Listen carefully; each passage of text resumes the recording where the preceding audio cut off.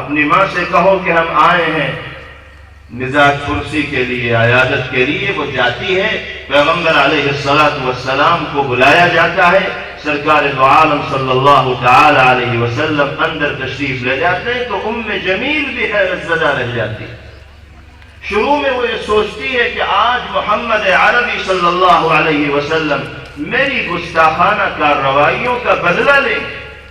لیکن جب وہ یہ دیکھتی ہے کہ پیغمبر علیہ السلام کوئی شکوہ نہیں فرماتے، کسی طرح کی شکایت نہیں کرتے، بلکہ بڑی بشاشت اور تبسم آمیز چہرے کے ساتھ محبت بھرے لہجے میں نبی کریم علیہ السلام ارشاد فرماتے ہیں کہ تمہاری طبیعت پوچھنے کے لیے آنا ہوا ہے، معلوم ہوا تھا کہ تم بیمار ہو۔ روایات میں آتا ہے کہ پیغمبر علیہ السلام کے یہ چند جملے اس گستاخ خاتون کے دل کی دنیا کو بدل دیتے ہیں، اور وہ جو آقا کو تکلیف پہنچانا اپنے لیے فرحت کا باعث سمجھتی تھی، حضور پاک علیہ السلام کے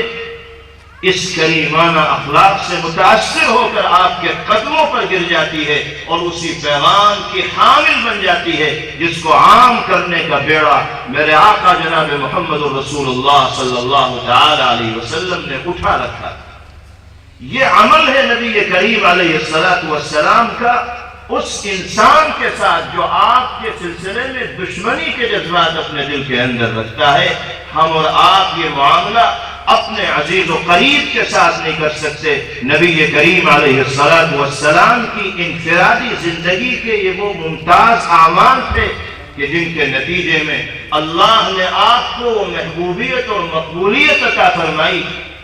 کہ جس کا دائرہ صرف انسانوں تک محدود نہیں تھا، بلکہ اس روئے زمین پر بسنے والی تمام مخلوقات نبی کریم علیہ السلام کے سلسلے میں عشق و محبت کے جذبات اپنے اندر رکھنے والی بن گئی۔ درخت ہوں، نباتات ہوں،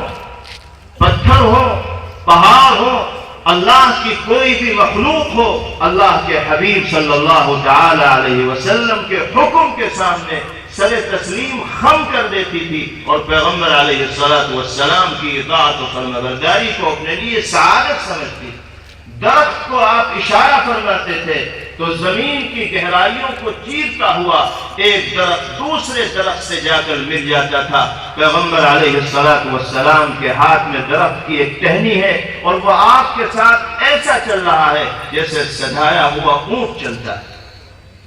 دو درخت مل جاتے ہیں اور نبی کریم علیہ السلام ضرورت سے فارغ ہو جاتے ہیں۔ واقعات بھرے پڑے ہیں سیرت طیبہ میں تفصیل میں نہیں جانا چاہتا۔ آپ کو یاد ہوگا، پڑھا ہوگا آپ نے کہ پیغمبر علیہ السلام کے لیے مسجد نبوی میں تقریر کے لیے، خطبے کے لیے ایک ممبر تیار کیا گیا اور اس کی تاریخ یہ ہے کہ ایک مرتبہ ایک انصاری خاتون نبی کریم علیہ السلام کی خدمت میں آئیں اور عرض کیا کہ یا رسول اللہ، میرا ایک غلام ہے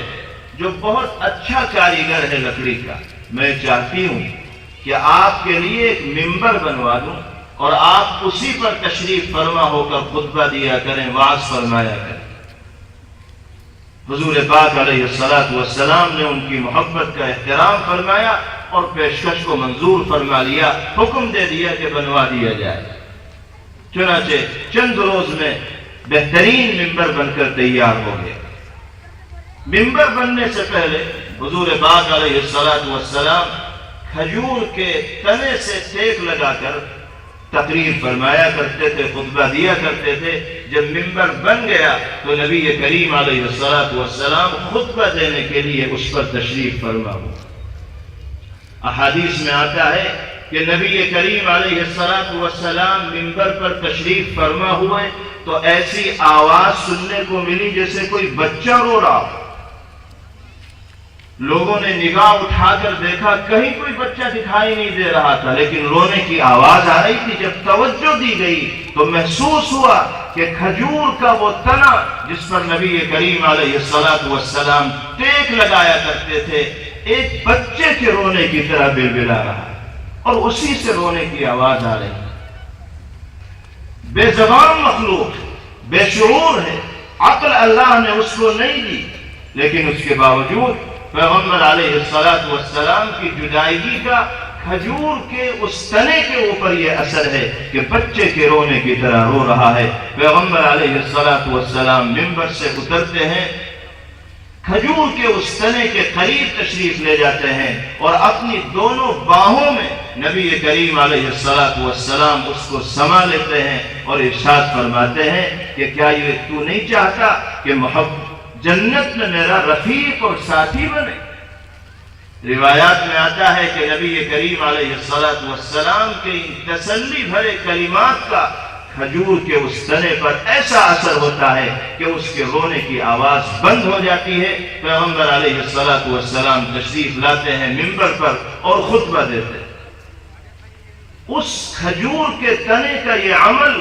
ہمارے اور آپ کے لیے اللہ کے رسول صلی اللہ تعالی علیہ وسلم کی ذات اقدس کے ساتھ عشق و محبت کے سلسلے میں ایک نمونہ ہے۔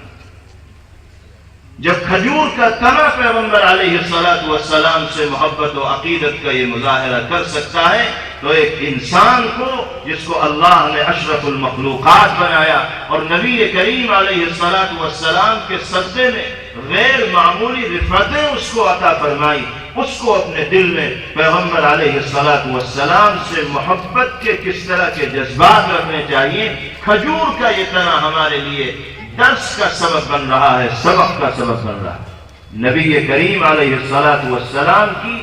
انفرادی زندگی، انفرادی اعمال اس دنیا میں زندگی گزارنے والے انسانوں کے لیے نمونہ ہے۔ اگر ہم امن اور سلامتی کا ماحول قائم کرنا چاہتے ہیں تو پیغمبر علیہ السلام کے ان اخلاق فاضلہ سے سبق لینا ہوگا اور اپنی زندگیوں میں ان کو